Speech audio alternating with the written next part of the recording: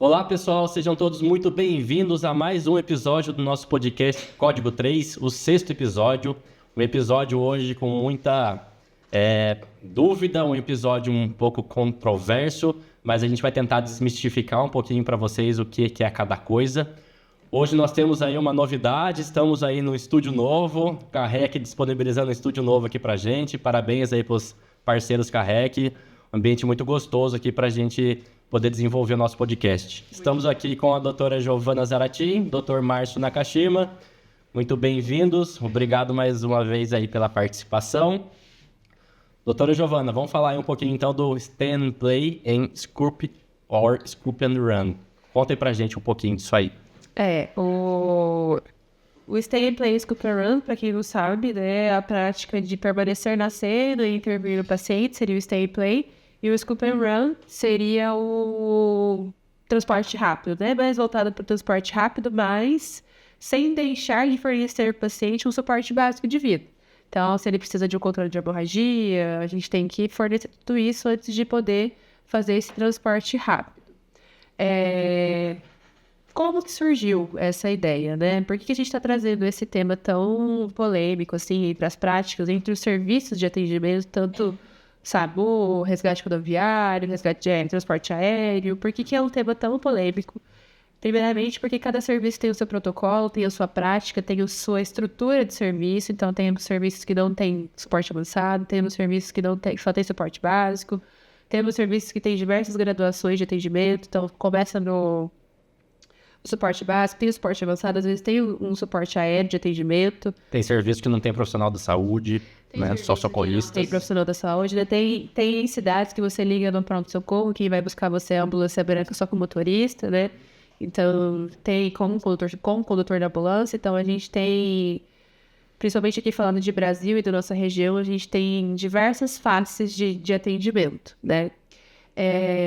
O Stay and Play, então, é uma equipe que permanece na cena, presta um atendimento ali para o paciente, pensando mais em suporte avançado. Então, se esse paciente precisa de uma manejo de via aérea, se esse paciente precisa receber algum tipo de droga, se esse paciente tem que ter algum outro tipo de intervenção que a gente possa fazer na cena para... a gente vai entrar nesse assunto mais para frente para evitar que ele morra ali nesses primeiros minutos de atendimento. Esse paciente deve receber e vai receber esse tipo de atendimento. Pensando mais no Scoop and Run, a gente prioriza mais o transporte rápido para o hospital referência, né? Então, a gente não vai, como eu já falei, a gente não vai pegar de qualquer forma e embarcar na viatura e sair correndo. Também, se precisar de um manejo de oxigênio ou uma imobilização, um protocolo de trauma, esse paciente deve receber esse tipo de atendimento e ser embarcado para o transporte. A gente mencionou isso em outros episódios, né? A gente mencionou mais de uma vez, na verdade, mas um paciente, por exemplo, o que seria o Scoop and Run, mesmo pensando no suporte avançado. Um paciente com trauma abdominal, contuso, ou então ferimento penetrante no abdômen, a gente sabe que esse paciente está correndo risco, né? Às vezes a gente pega ele ali, estável, conversando, lúcido, orientado, com todos os parâmetros normais, porém, a hora que a gente começa a fazer um stay and play ali, uma imobilização às vezes de uma fratura, fez uma primeira avaliação, viu que não tinha nada, o paciente começa a distender o abdômen, o paciente começa a ficar mais torporoso, evoluir com palidez cutânea, pele fria, a gente tem que parar tudo e scoop and run. Então, essa é a nossa polêmica de hoje. Dr. Nakashima, conta para nós como que surgiu aí na história do atendimento pré-hospitalar, o Stay and Play Scoop and Run. Então, ele começou basicamente na parte militar, né? Nos eventos militares, onde eles evidenciaram que você fazer o mínimo e transportar mais rapidamente gerou melhores respostas a esses pacientes, visto que o tempo de permanência no local aumentava o risco de vida desses pacientes. Então, eles colocaram nesse dilema, né, o Scoop and Run, que fica assim, para nós entendermos, né, é pegar e levar, basicamente. Diferente já do Stand and Play, que é onde você fica e age para que isso ocorra. Então, eles foram vendo isso porque a realidade deles naquele momento de guerra era não ter exatamente toda a equipe de saúde ali para fazer, né, um stand and play. Então, isso daí foi realmente o crucial e que é a maior parte da realidade nos países do mundo. Perfeito. onde nós vemos que não tem um atendimento completo disso, né? Diferente aqui do Brasil, que hoje a gente tem um atendimento híbrido, que é o SAMU. Exato. E a gente está trazendo essa informação, né? A maioria das pesquisas que envolvem esse tipo de conceito, ela é realizada no exterior. Então, a gente tem duas facetas do atendimento pré-hospitalar. No padrão europeu, que é mais stay and play, então aqui permanece mais na cena, e no padrão americano, que é mais scoop and run. Lembrando que a gente está falando aqui, a nossa realidade é atuar no suporte avançado, mas a gente está falando aqui de uma discussão que está vindo do exterior para a nossa mesa hoje, e que a maioria das equipes que atuam no pré-hospitalar composta por paramédicos, né? Então, isso muda um pouco como a gente vai atuar. Aqui a gente tem a possibilidade de fazer mais stay and play, lá eles têm mais que preconizar pelo scoop and run. Então, a gente vai ter que aí identificar um momento quem é o paciente que vai receber o stay and play e quem é o paciente que vai receber o scoop and run. Só lembrando um pouquinho, pessoal de casa, que scoop and run não é pegar de qualquer jeito e remover para o hospital de referência, né? A gente vai adotar todas as técnicas de mobilização, a gente vai adotar todo o protocolo de segurança do paciente, né? A gente vai fazer medidas não invasivas, porém medidas salvadoras, por exemplo, aplicação de um torniquete, fazer uma compressão direta, fazer colocação ali de colar cervical. Então, assim, a gente vai prezar, sim, pela segurança, a gente vai prezar pela humanização do paciente, do atendimento, a gente vai prezar pelas técnicas, mas a gente não vai fazer muitas medidas invasivas que alonguem o atendimento, e sim a gente vai preferir pelo transporte, não é isso, Nakashima? Exato. Não é porque você vai fazer um transporte rápido que é de qualquer jeito. É isso aí. Então vai ter todas as medidas protetivas, todos os eventos, todas as medidas necessárias para que esse paciente chegue com capacidade vital ainda dentro da unidade hospitalar, né? A discussão desse tema, ela está diretamente relacionada ao período de ouro, né? Que a gente aprende a gente traz isso do PHTLS, né? Muito falado sobre o período de ouro do paciente vítima de politrauma. A gente está trazendo esse conceito do atendimento da vítima de trauma, mas a gente também tem muito isso no atendimento clínico, né? Pensando no SAMU, a gente tem que pensar, a gente também usa muito dessa prática. No período de ouro do atendimento pré-hospitalar, pensando na filosofia americana, eles preconizam muito que esse paciente seja transportado rapidamente para o intra-hospitalar, né? Porque ele vai receber o atendimento médico, ele vai ter um trauma team que vai receber essa vítima, o centro cirúrgico, o exame de imagem, o médico que vai fazer o melhor manejo da via aérea, de droga, de indução. Então, o período de ouro, ele vem dessa prática do scoop and run. Porém, na filosofia europeia, a gente tem o stay and play, porque eles falam sobre o período de platina, né? Os minutos de platina. Então, a gente, interferindo na cena, a gente vai ter esses minutos de platina para poder converter ali uma possível morte nos primeiros minutos por conta da lesão do trauma. A gente também, entrando já no que a gente estava falando antes de iniciar o episódio, a gente bate muito na distribuição trimodal das mortes. Quando a gente fala sobre essa filosofia, a distribuição trimodal de mortes a gente tem o pico precoce, que é a morte ali nos primeiros segundos a minutos depois do trauma, que é a vítima que tem provavelmente, na maioria das vezes, uma lesão incompatível com a vida. Um exemplo que todo mundo acompanhou aí nas redes sociais recentemente foi o atirador lá no rapaz que estava palestrando, e ele teve um tiro certeiro no artério e ele sanguinou ali em minutos na frente das pessoas. Então, mesmo que tivesse um stay and play ali, a gente não ia conseguir reverter aquele quadro. Nem scoop and run. Nem scoop and run. Muito menos o scoop and run. E a gente tem a morte que vai acontecer nos minutos e horas, até 24 horas após o trauma, que é aí que a gente vai interferir, né, na maioria das vezes, na vida desse paciente. Então, a gente vai conter uma hemorragia exsanguinante, a gente vai fazer um manejo de via aérea, a gente vai mobilizar uma fratura, a gente vai entrar com um agente fibrinolítico para não deixar ele sangrar tanto. É aí que vai entrar a importância do nosso atendimento do stay and play. E a gente também tem depois o pico tardio, que é mais relacionado às complicações, né? Horas, dias e semanas após o trauma, que são, na maioria das vezes, relacionadas às complicações da internação prolongada, dos procedimentos relacionados à infecção do sítio cirúrgico, sequelas neurológicas e afins. E isso que a Giovana estava falando sobre, né, a diferença da onde são feitos os estudos, isso é gritante, né? Então, os Estados Unidos, por que eles optam muito pelo Scoop and Run? Porque, primeiro, eles não têm médicos embarcados nas viaturas, tem, na maioria das vezes, paramédicos, né? Segundo, eles têm numa cidade, por exemplo, tem várias bases de atendimento pré-hospitalar, várias bases do bombeiro, por exemplo. Então, tem cidades que chega ali o tempo médio de resposta dele de 3 minutos e meio, 4 minutos, né? Aonde que a gente consegue isso no Brasil? Dificilmente a gente consegue isso no Brasil, né? Então, ali, às vezes, ali no primeiro atendimento ali, eles já conseguem, por exemplo, na primeira parte do trimodal, eles já conseguem até intervir. A gente já meio que perde um pouco isso. Sim.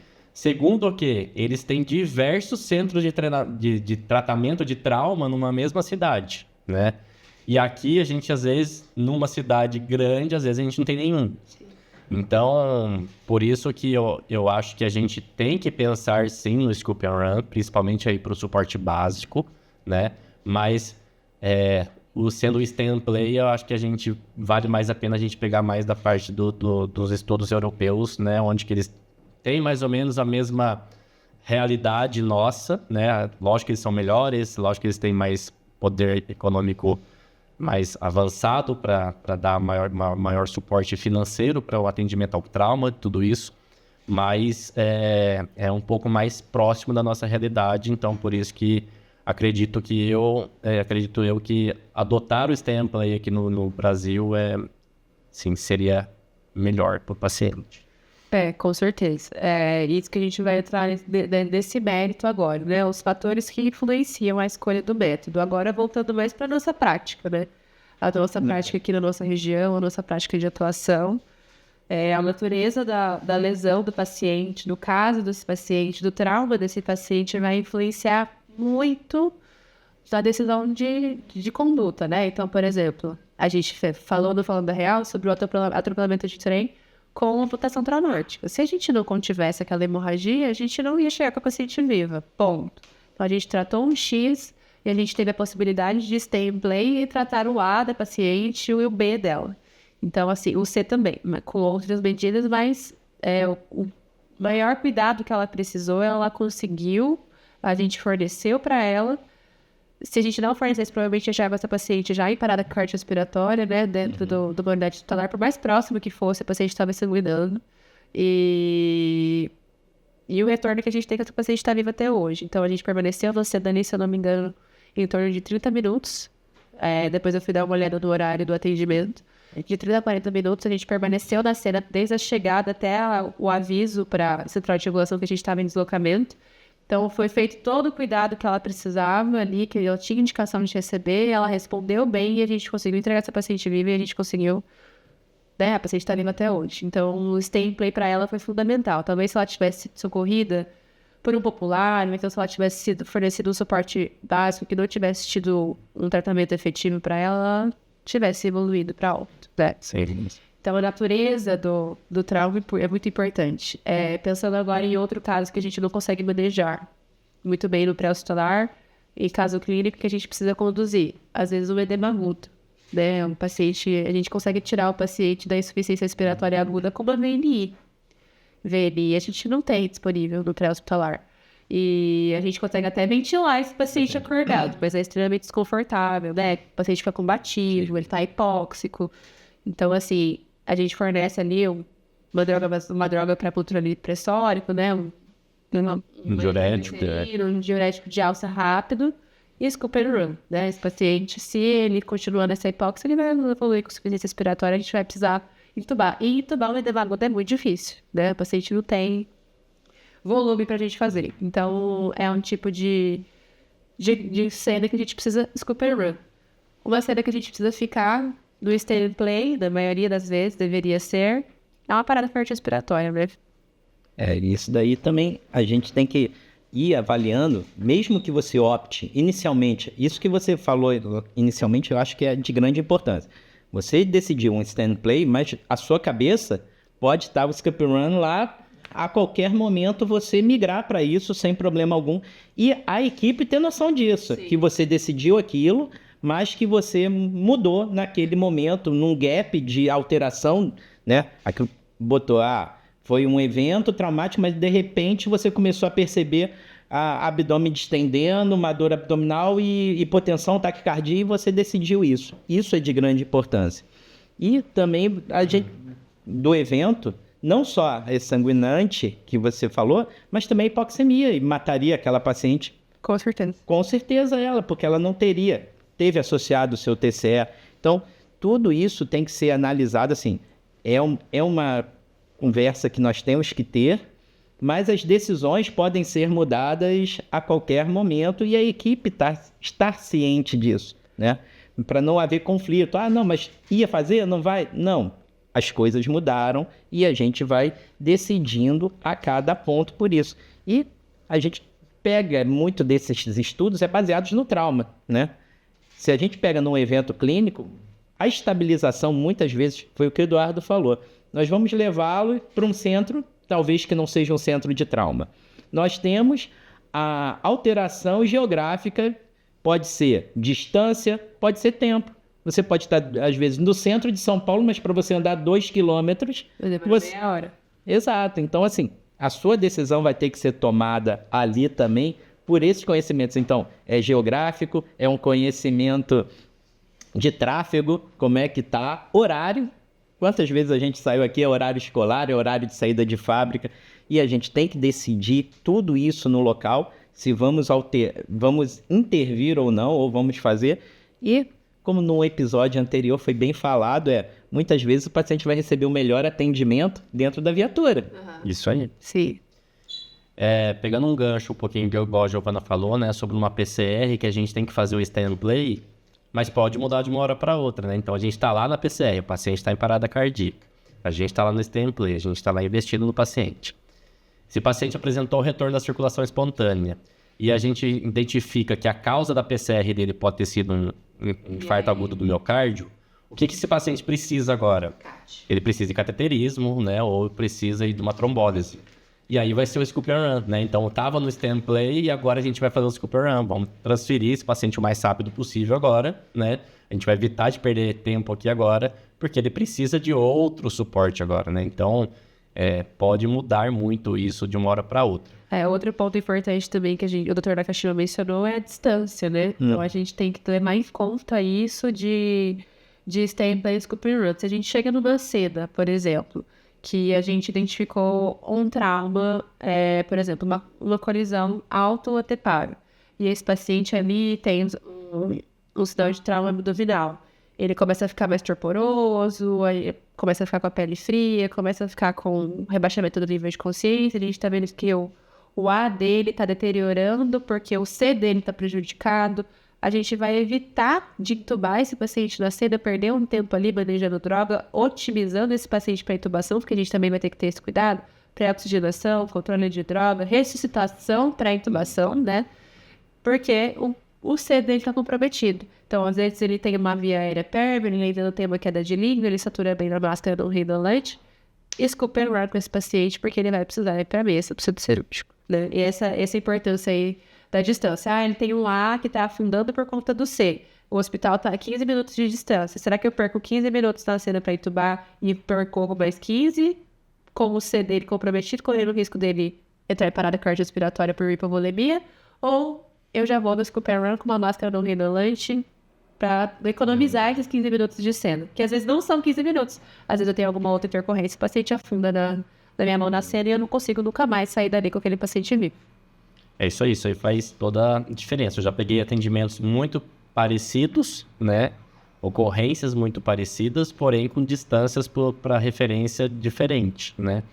Então, uma vez a gente pegou um acidente moto versus auto, onde o motoqueiro ele tinha um trauma de face bem grande, né? Tinha ali uma exposição toda da calota craniana, um D totalmente comprometido, o paciente estava em Glasgow 3, só que eu estava a 2,5 minutos da referência.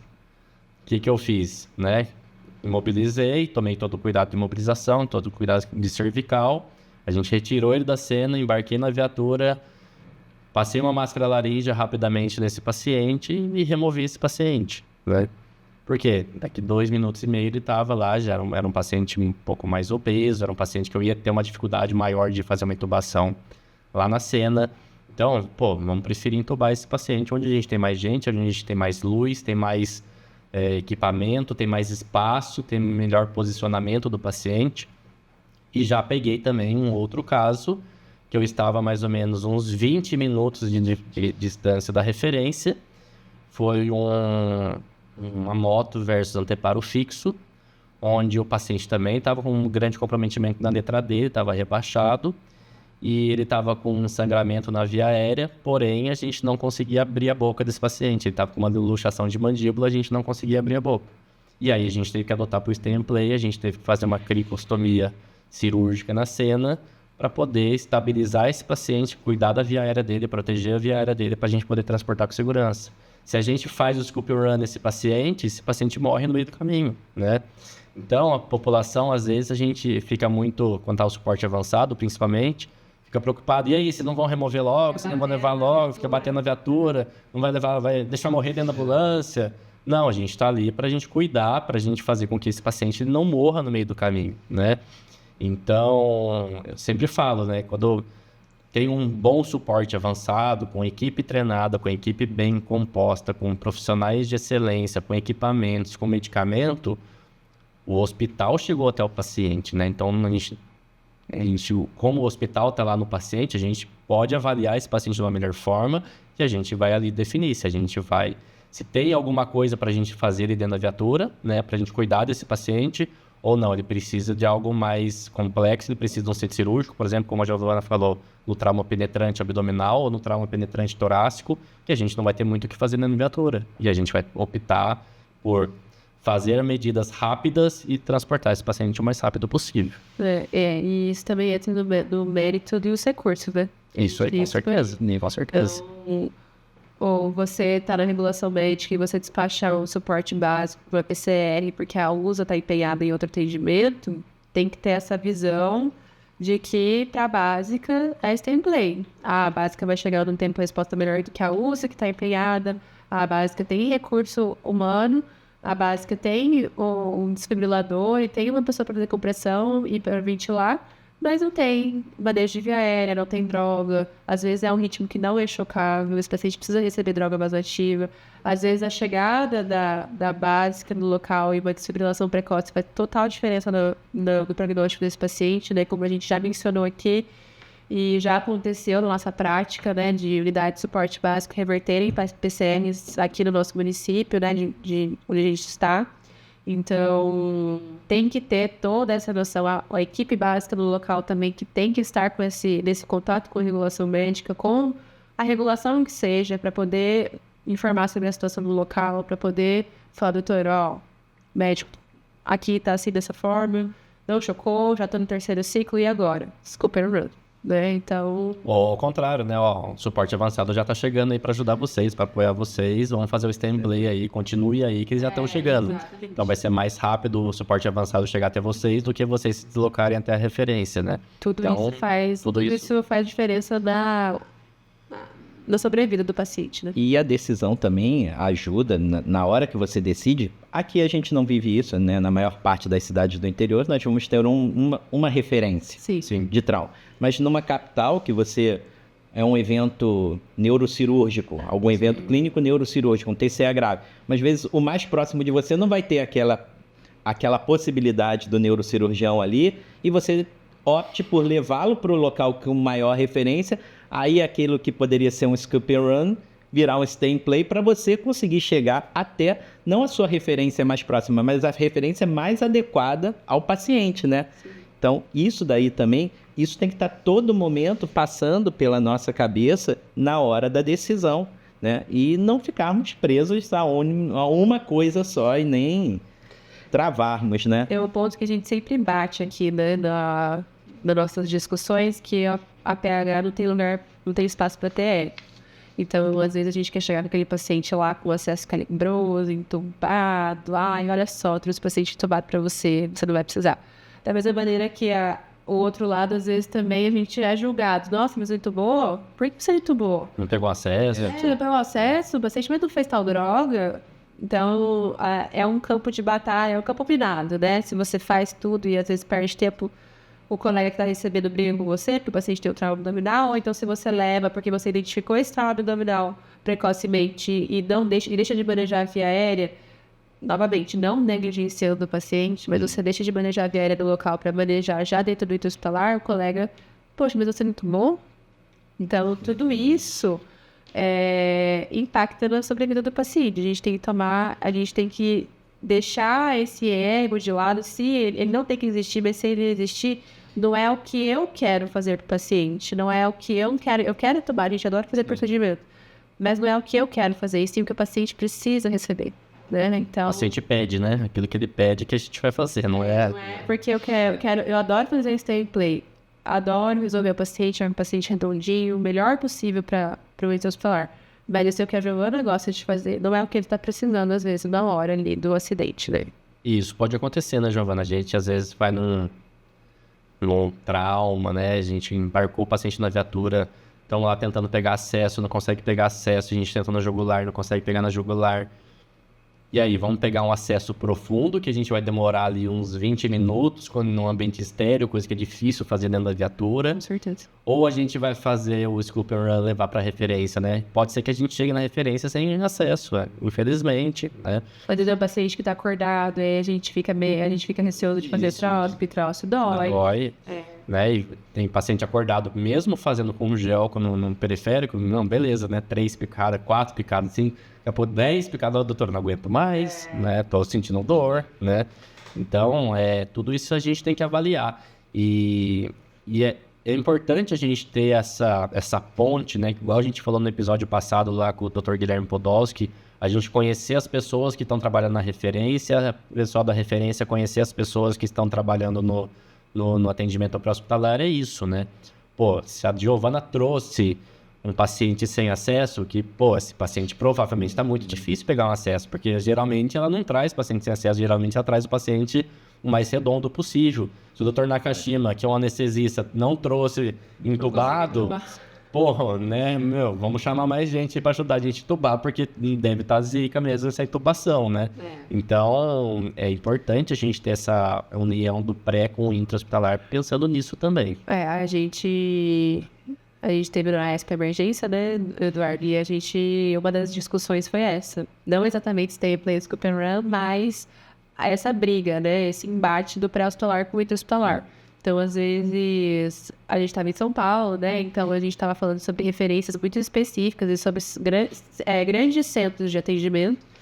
E que, às vezes, trabalhando no SAMU, por uma questão de superlotação, os casos eram manejados para unidades mais periféricas, né? UPAs ou hospitais de menor proporção, de menor complexidade. Que ainda assim tivesse aquele recurso que o paciente precisa, mas não o HC, não era a Santa Marcelina, enfim. E aí a grande briga era essa. Você vai perder ali 15 minutos na cena para drenar o tórax, ou você vai percorrer 5 minutos da ambulância aí em código 3, ou no helicóptero não, né? Não dá pra gente deixar de drenar o tórax no helicóptero, mas, por exemplo, você vai perder esse tempo ali, ou você vai fazer 5 minutos em código 3 com o paciente com um pneu hipertensivo? Poxa, eu vou perder 15 minutos porque eu sei que o colega que vai receber lá a cena não vai dar tanta atenção assim pro paciente, o paciente vai morrer. Então, a grande discussão a que vai receber no hospital era essa, né? Então, a gente tem que pensar nisso ali na hora também. E também tem outra situação cada vez mais acontecendo hoje em dia, é o paciente que às vezes necessita de um stay play, mas a violência urbana não permite que você permaneça ali fazendo. Você vai fazer um scoop and run, levar ele até para um local mais seguro, aonde você possa, né, proceder ali. Então, até essa decisão, ela pode ser alterada no trajeto. Você determinou, falou, não, eu já andei 5, agora faltam 5, então vamos ser scoop and run, porque eu tive que sair de lá, eu fui obrigado a sair de lá. Então, essas decisões têm que estar também, você tem que preservar a segurança da equipe, né, também para tomar essa decisão.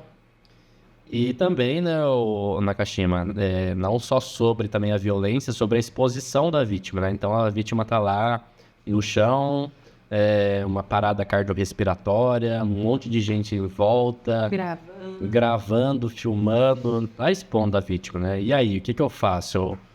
Eu fico lá no local com essa exposição toda, fazendo stay and play, ou vou fazer um scoop and run, né? Isso também conta, né? Exato, porque isso que você colocou é exatamente. Hoje em dia, a gente tá na via, tem alguém filmando, fazendo uma live ali. Sim. Talvez o familiar dessa vítima Nem Tá sabe. sabendo já antes dela chegar no pronto-socorro.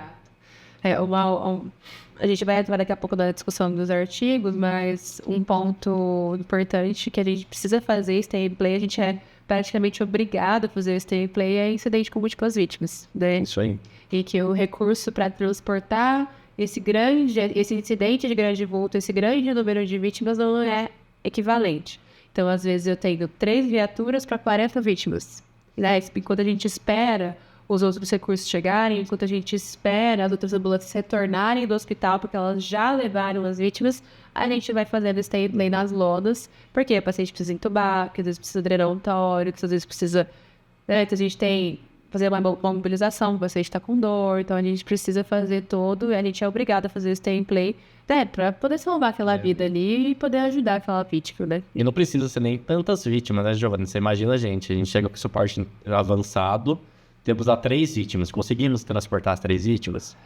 Não conseguimos transportar as 3 vítimas. A gente vai precisar de apoio, certo? Ah, mas eu consigo transportar 2. Pego as 2, coloco na viatura e deixo uma lá, no local? Não dá também, né? Então a gente vai ter que optar pelos stay and play, pelo menos até a chegada de uma outra equipe para poder transportar a terceira vítima, né? Então não adianta a gente só pensar em 40, 50, 60 mil vítimas, mas a gente tem que pensar no recurso que a gente tem no local. E às vezes você vai decidir para fazer o scoop and run naquela vítima que você vai botar na outra viatura que às vezes não é de capacidade avançada, para ela poder ir para você levar o seu stay and play, entendeu? Isso aí, é isso aí. Isso aí. Então, não é uma regra, né? Nada da medicina é sempre, nada é nunca, né? A gente tem que, tanto não na medicina, né, gente? Mas assim, na nossa prática como profissional da saúde, principalmente no atendimento pré-hospitalar, a gente tem que ter essa visão com a nossa vítima, né? Com o nosso paciente. Identificar o que ele precisa, o que eu posso fazer na cena, o que eu deveria deixar de fazer e para onde eu vou levar esse paciente, qual é a distância, como ele vai chegar lá, né? A nossa prioridade é salvar, Isso aí. com certeza. Nada pode ser muito engessado, né? Ah, tem que fazer assim, é só assim que a gente vai fazer. E como? Não tem como. Tem jeito. Entrando na revisão aí dos artigos que a gente trouxe, o dado que eu queria destacar aí, que eu, voltando, né, lembrando que a gente está falando de uma prática do exterior, né, a gente está falando aí do embate entre a Europa e os Estados Unidos sobre stay and play e scoop and run.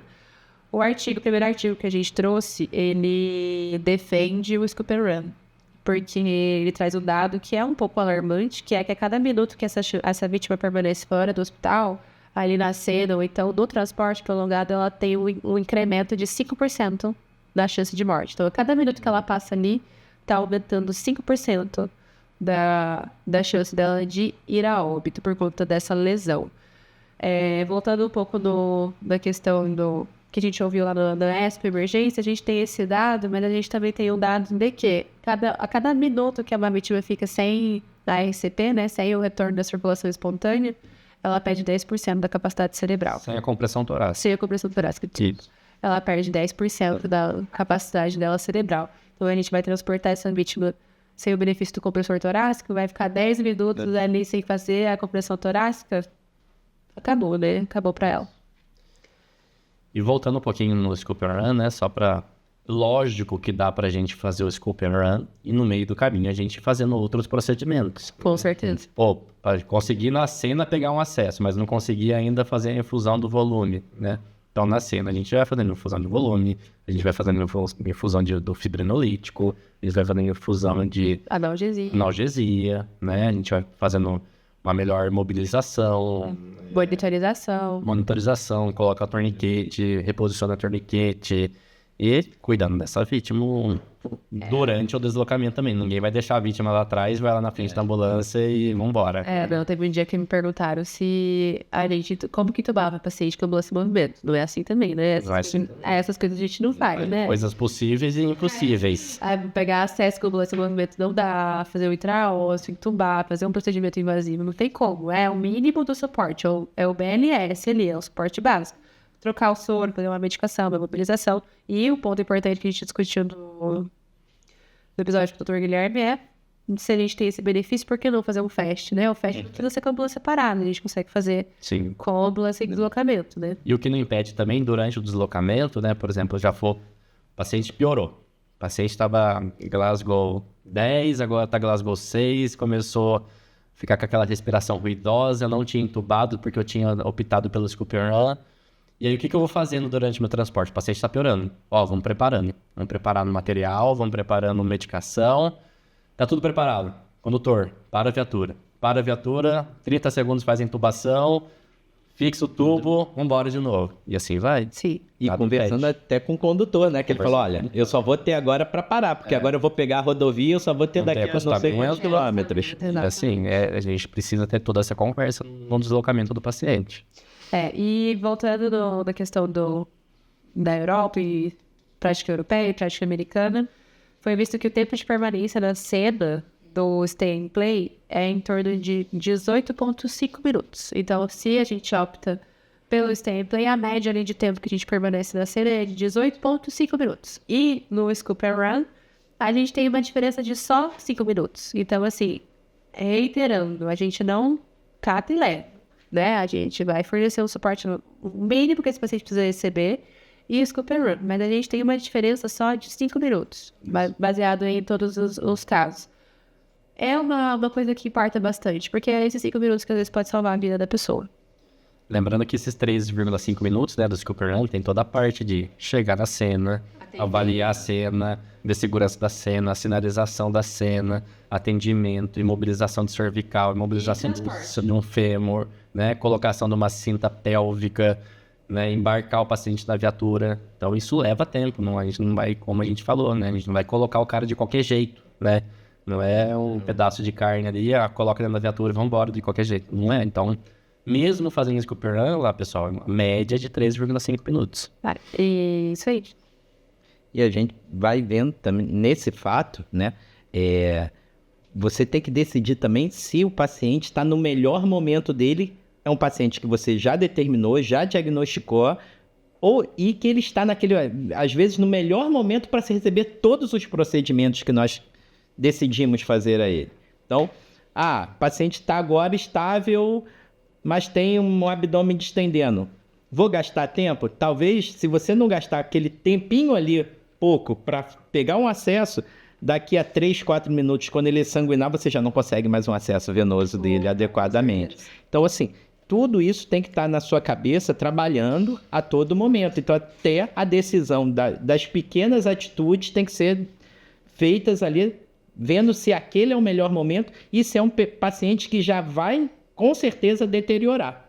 Então, se aquele for o melhor momento da intubação, da via aérea dele, onde ele vai suportar ser intubado, onde ele vai suportar receber as drogas, onde ele vai suportar conseguir um acesso venoso, onde nós vamos conseguir ter esse acesso. Então, tudo isso vai ter que ser bem trabalhado, né?